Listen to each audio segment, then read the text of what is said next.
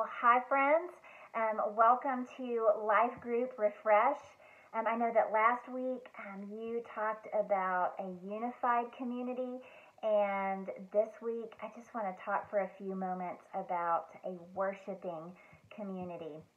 And so I'm just going to focus on one verse, Acts 2:42, and I know you all have read that, but I want to read it as we begin. Acts 2:42 says this: "And they devoted themselves to the apostles' teaching and the fellowship, to the breaking of bread and the prayers." And so a worshiping community, a community that honors God as most valuable, a worshiping community is devoted to these four things. The apostles' teaching. A worshiping community is devoted to fellowship and to the breaking of bread and to prayer. So let's just tease apart each one of those things for a few minutes.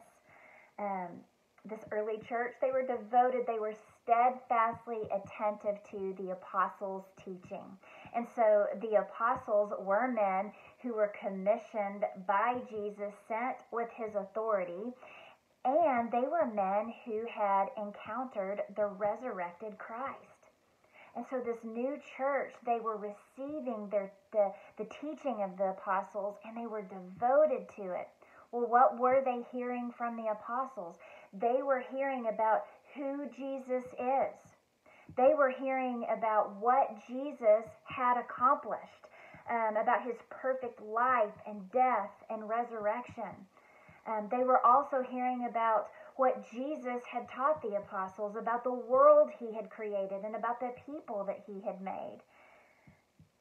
So this new community of believers, they were hearing reminders and reminding one another about who Jesus is, what he had accomplished, about the world he created, and about the people he had made.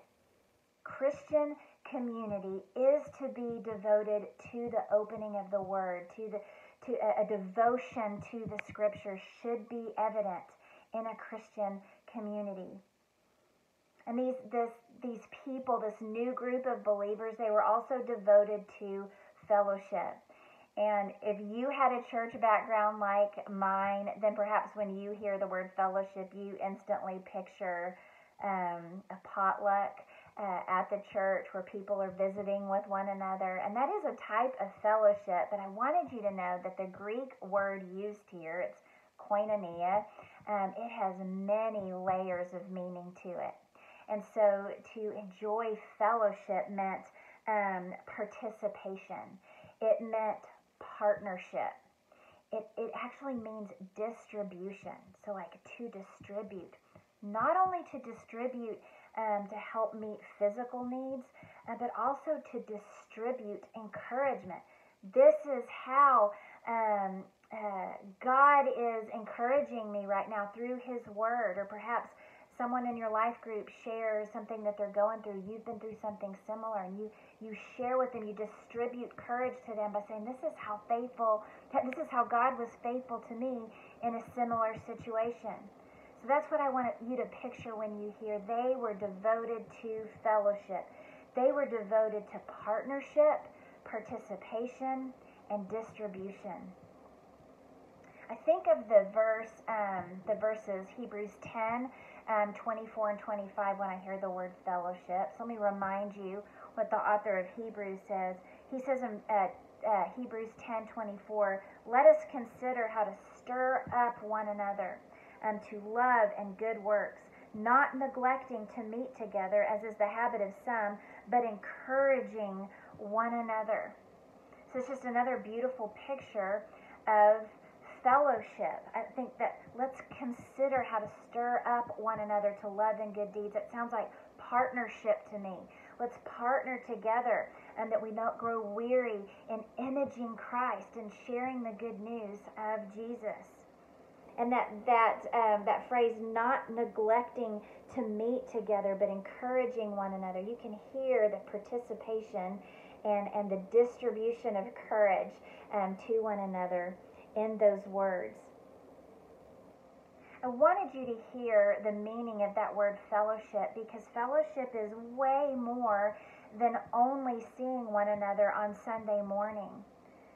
This is why life groups and discipleship groups are critical to the body. That's where all these layers come in. The gathering on Sunday morning is also critical. And yet you can't have that fellowship that is spoken of in Acts. You can't do all of that in 1 hour on Sunday morning, that partnership, participation, distribution. So thinking of life groups, I'm thinking in a life group you may have someone lead a song, and then you may have someone lead the discussion. Then someone else may lead the time of prayer. Someone has opened their home for life group. Someone has perhaps organized food so that the life group can share a meal together. I love the participation that can happen in a life group or in a discipleship group. You do not need to be a teacher or have a visible teaching role in the church in order to be contributing in meaningful and necessary ways to the church body. I want to talk about discipleship groups for just a minute in particular, because it's such a significant part of community to have a few guys meeting together or a few girls meeting together.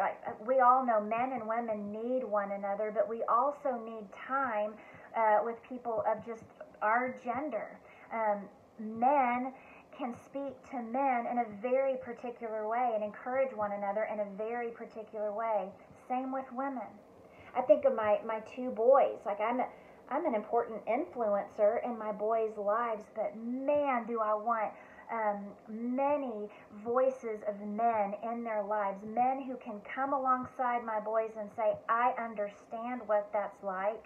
I understand the weight you're shouldering there. Let me partner with you. Let me distribute godly counsel to you. Let me come alongside you in prayer. Man, those discipleship groups are such a significant way to minister to one another in the body. So this early church, they were devoted to the apostles' teaching, and they were devoted to fellowship. And then the verse goes on to say they were devoted to the breaking of bread. So they participated in the Lord's Supper with one another, and they shared meals together. And then lastly, Acts tells us that they were devoted to prayer. They were steadfastly attentive to prayer. Now, our women, we're studying in Colossians right now, and I have been so challenged and inspired by the way Paul prayed for the early churches. He struggled in prayer for them. The guy Epaphras who planted the Colossian church, he struggled in prayer for these new believers. What a powerful way to minister to the church body, to come alongside one another in prayer. I think of Romans 12:12. Rejoice in our confident hope. Be patient in trouble, and keep on praying for one another. So what does it mean to be devoted to prayer? I think it means to be intentional about it, to have a time of your day that is set aside to pray, to begin your prayer by honoring God as most valuable, and then roll your worries onto Him, your concerns onto Him in prayer. And then pray for others. Pray for your discipleship group. Pray for the people in your life group, for your friends and for your family. Be devoted to prayer. I think of the kingdom prayer that has started recently. Set aside those Wednesdays for prayer. Be devoted to it. Steadfastly attentive to it. I read in a blog this week, Jesus can do more in 5 seconds than we can do in 5 years. Be a prayer. So, this early church, this worshiping community, how did they honor God as most valuable? They were devoted to the scriptures. They were devoted to fellowship fellowship meaning partnership, participation, and distribution. They were devoted to the breaking of bread, and they were devoted to prayer. My friends that are life group leaders, may God's grace and peace be with you as you lead in this significant way in our church.